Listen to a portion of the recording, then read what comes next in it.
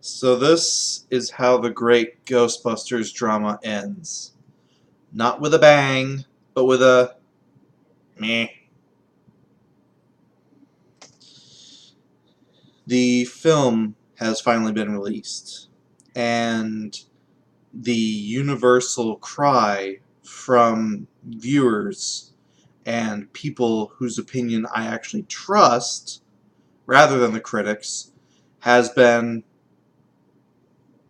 it's average, it's kind of meh, not really anything to it.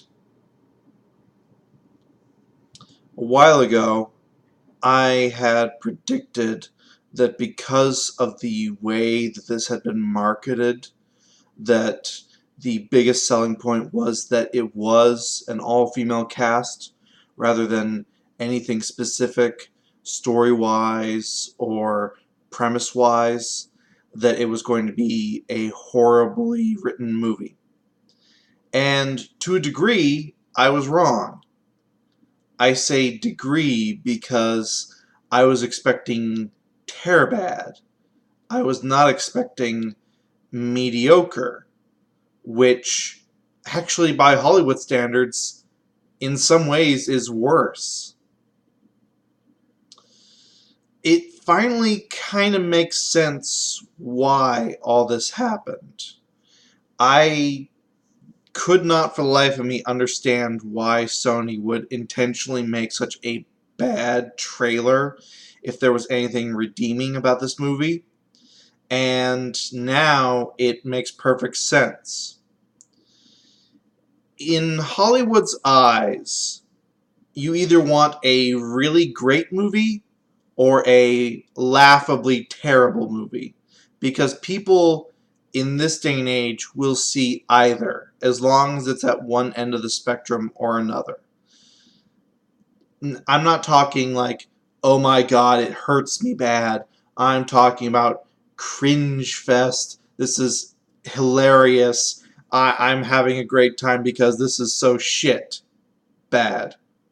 The genre known as so bad it's good is a thing, and there are companies that have been trying to use that. I feel like Sony and even Paul Feig, the director, realized what was going on relatively early on. That this would be, at best, average, mediocre, straight down the middle. It wasn't going to be good, it wasn't going to be terrible. For an average film, for a smaller production film, for a film that was being released in a time uh, where that wasn't too important, that wouldn't matter. For a film that has a budget ranging anywhere from 144 million to 160 million, and for a film being released in the summer blockbuster season, that's a big problem. A very big problem. Typically, films need to make at least double their production cost to break even. I say at least because there's a lot of marketing and all that other stuff and theater cuts and yada yada. It gets really weird. I don't know the exact figures, but it's usually 2 to 3 times. I think, at least in the Sony marketing department, they realized that wasn't going to happen if this film had just gotten a regular release. And to an extent, I think even Paul Feig and the actors realized this. That's why I feel all of this came about. The cries of sexism, the intentional marketing that this was going to be absolutely terrible, everything that was done wrong and done to anger people seems to have been calculated to get people into the theater for anger, because they knew that the film had no way of getting people to it by itself. And I'm not just saying this that it's like, oh, it's just a few people have said this. Everyone that I am willing to trust in regards to this, and everyone that I know that I can trust, has said that has seen it, has said this is the most mediocre thing they've ever seen in their life. It is just straight down the middle. It is neither good nor bad. The pacing isn't great, but it's not terrible. The jokes aren't cringe, but they aren't funny.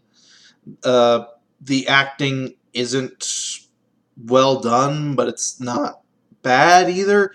It's just so mundane, so vanilla, so this is like the at most middle of the road movie I've ever seen, and that's so weird to me that this was marketed basically as the train wreck of 2016. I'm not exaggerating. Sony has basically marketed it as a train wreck, and it's not.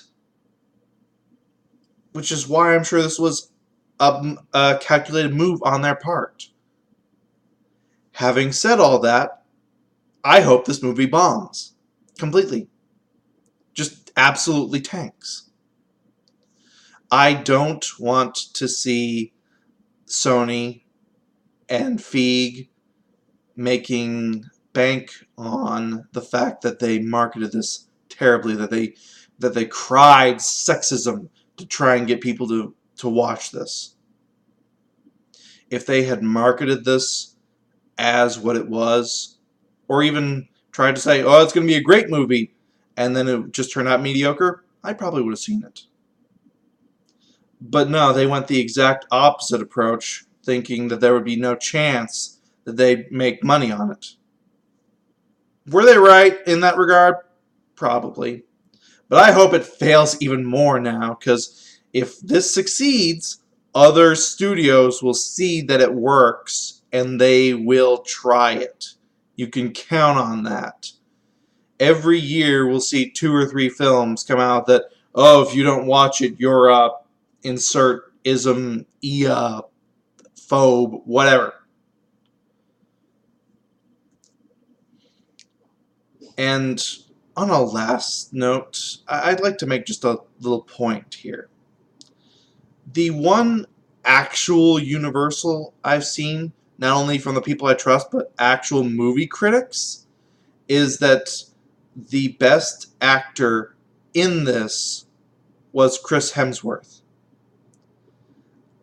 I'm making this a point more for what Feig has said in multiple interviews, that men aren't funny, and that he was making sure that the women in this were the best parts, etc., etc. Again, I'm pretty sure this was him intentionally trying to stir up outrage. I just find it a little bit ironic that for all of his efforts, or at least his stated efforts, to make the women characters the best part, the one ditzy guy in this was received as the best part. That seems a little bit funny to me. Which is sad, because that's the only laugh I'm getting out of this movie.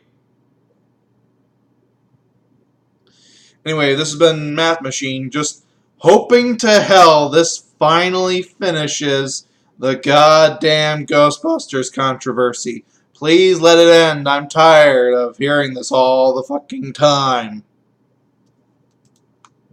Peace out.